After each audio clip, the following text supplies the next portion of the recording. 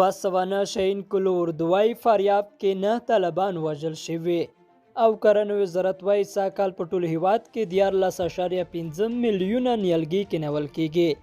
لیدونکو ستړي مشي په موکړې دوه تازه لاندې مهمو خبرونو ته.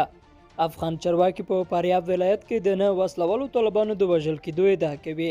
د 209 کلو اردو په اعلامیه کې چې نن خپاره شوې راغلي چې دغه وسلوال تیر ورځ د فاریاب په المار ولسوالۍ کې د 2 هوایي هدفي بریدونو په نتیجه کې وژل شوي دي. اعلامیه وایي دا بریدونه هغه سیمه کې شوي چې طالبان پکې راټول شوي وو چې په نتیجه کې 15 نور طالبان ټپیان شوي او یوه اندازه وسلې او جنګي امکانات یې له منځه تللي دي.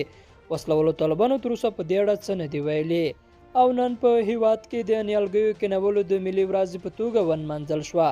څو په دې ډول هیوادوالو ته د نیالګیو کینولو په ګډه د یوه ښه چاپیریال د رامنځته کولو انګیزه ورکړل شي. د چاپیریال ساتنې ملي ادارې رئیس شازمان میوندي وایي ټول دولتي ارګانونه او ولس باید له دوی سره په دغه حرکت کې برخه واخلي څو په ښه ډول له هغه ساتنه وکړای شي. د کرنې وزارت معین شیرشاه امیري د نیالګیو کینولو ملي ورځې په مناسبت جوړ شوو مراسمو ته وویل کرنې وزارت اوس 14.8 میلیونه نیالګي لري چې 14.5 میلیونه په ولایتونو کې د کرنې ریاستونو له لارې توزیع کیږي.